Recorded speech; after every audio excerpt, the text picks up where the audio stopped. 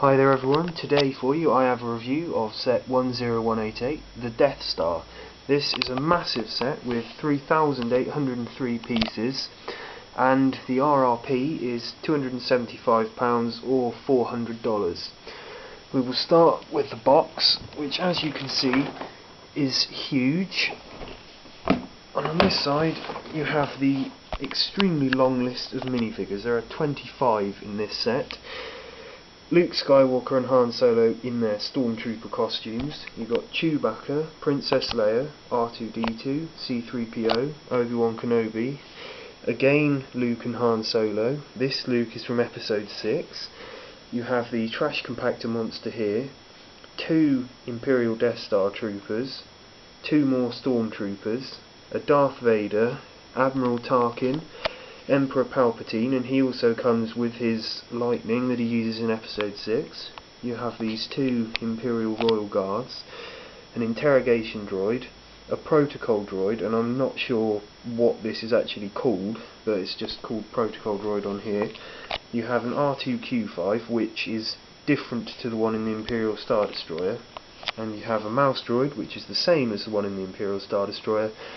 And finally you have an assassin droid, which is the same as the IG-88 minifigure from the 6209 Slave 1, apart from different colours, but it's built in the same way. I will now show you the instructions from inside the box, and as you can see they are huge.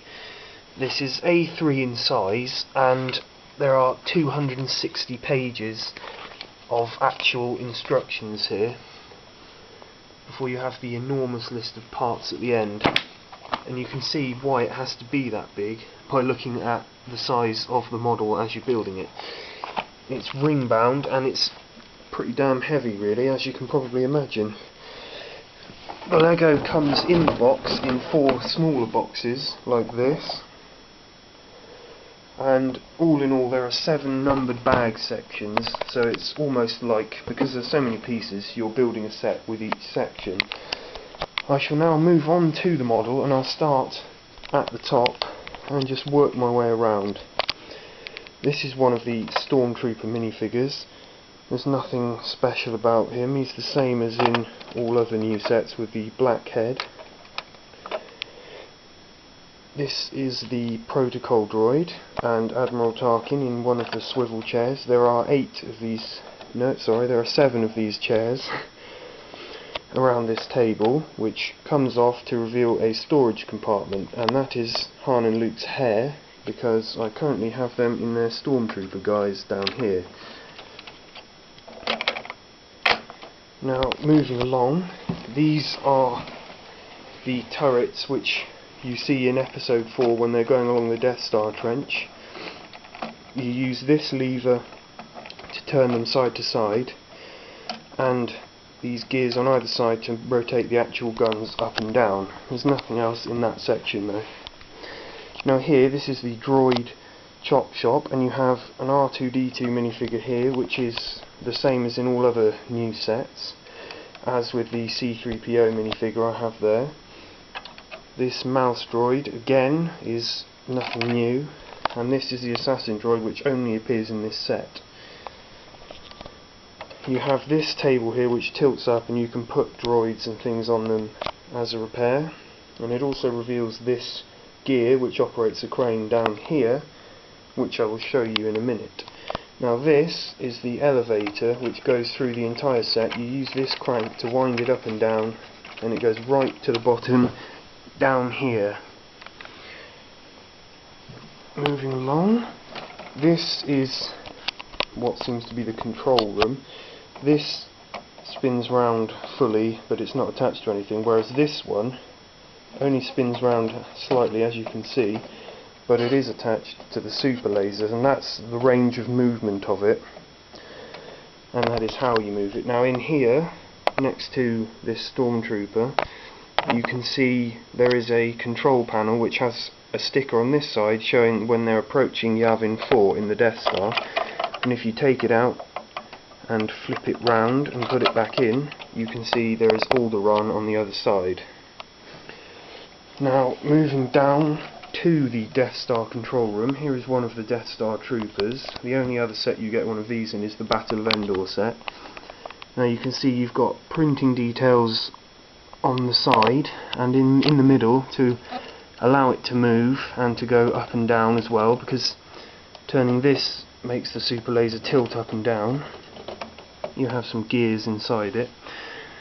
The pieces up here as well show some control panel things. I've got the other Death Star trooper here. These are printed pieces, however, as you may probably expect, all the pieces in the set like this are all stickers. There are a lot of stickers in this set, which is slightly annoying really, because it's not a small cheap set. It cost a lot of money, so I really think they should have included all printed pieces. I would gladly have paid £5 more for that.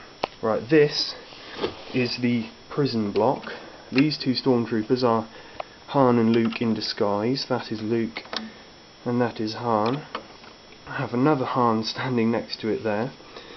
Now here is the Chewbacca minifigure and the Imperial interrogation droid. On the ceiling there is a light or security camera that swivels round and moves all around the cell block. If we go here, this is a door to Princess Leia's cell, which can be rotated to open and close, and for easier access you can remove this piece, and that is Princess Leia in there. Nothing particularly special about her, and the cell just contains a bed. Now I'll move Chewbacca, and as you can see in there is a sticker which makes it look like it's going much further back than it actually is, because as you can see that is how far back it goes, but looking at it from there it looks pretty good, though as I said it probably should be a printed piece. Now there is an additional ramp here which you can rotate to show that, and I'll show you what that does in a bit. As I move around to one of the more exciting rooms in the set, which is the Emperor's throne room from Return of the Jedi. As you can see here, I have the Emperor standing on his steps to his chair, which rotates and has a window which is just a TIE Fighter window built into the set. It also has the generator thingies around here. I'm not really sure what they are. An entrance to the elevator shaft. You have two Royal Guard minifigures there. They're the same as they are in the Imperial Star Destroyer, whereas this Emperor figure is, as far as I'm aware, unique to the set. Now you also have a Darth Vader and a Luke Skywalker there. Nothing hugely special about Luke, other than, unlike previous sets like Jabba's Sail Barge, he does have a black hand. Now this is a collapsing walkway, as you can see there, so you can help reenact part of the movie. This is the pit, or one of these can be the pit that you throw the Emperor down. And I shall now move across to the final room on this level, which I shall show you contains Darth Vader's TIE Fighter. This is not a full-scale version of it. This is bigger than a mini but smaller than a normal scale. And it goes into this hangar, which has this crane operated by the gear I showed you earlier. As you can see, it just rotates around there. Now this is the R2-Q5 droid, and the printing on here is more detailed than in the Imperial Star Destroyer set. And there is an elevator here operated by this crank, which if I turn the right way should go down, though it isn't. There we go, it's sort of moved slightly I think, but regardless, the elevator should move up and down. That's probably a building error on my part. And this door also should slide shut, if I can remember what part of the set actually does slide it shut. Ah yes, there's a crank up here to do that. And there we go. Yep, so that's the door slid shut there to the hangar. I shall now compare you the size of this to the full scale Darth Vader's TIE Fighter and you can see there the size difference is quite significant. Even though this one is small, it still does fit a minifigure inside there, though I won't demonstrate now because it's quite fiddly. So that is the size difference. I'd say it's about a quarter of the size, probably a quarter of the number of pieces as well. I'll slot that back in there and move down to this level, where you can see this is just a sort of workshop-y level. There's a crane here that tilts and rotates and can grab, but you have to all operate it yourself. And there's also a trolley here. I'm not sure what it does, but it has some kind of blaster or something in it, like the old style, which I just put there, and that is where the elevator goes down to, this elevator. As you can also see behind there is a gun rack with 4 large blasters on it, which is quite nice, having spare weapons instead of spare minifigures for a change. This is a turret which you can take off the set like that, and it has a lever firing missile, much better than the flick firing kind. As you can see there, it operates quite well, though part of the turret is quite fragile and hard to operate without breaking it. But you simply put that back in there and it just fits quite easily onto the base there. And you can also sit, as you can see, there's 2 seats, you can sit 2 minifigures there. Now this is another one of the highlights of the set, the trash compactor, complete with the trash compactor monster, as you can see, made with some pretty funny pieces. And he just sits in there. Now, I showed you earlier, up here, this is the trash chute, and I will now throw Han Solo down there into the trash compactor. So there is a chute directly between the jail and the trash compactor, as there should be.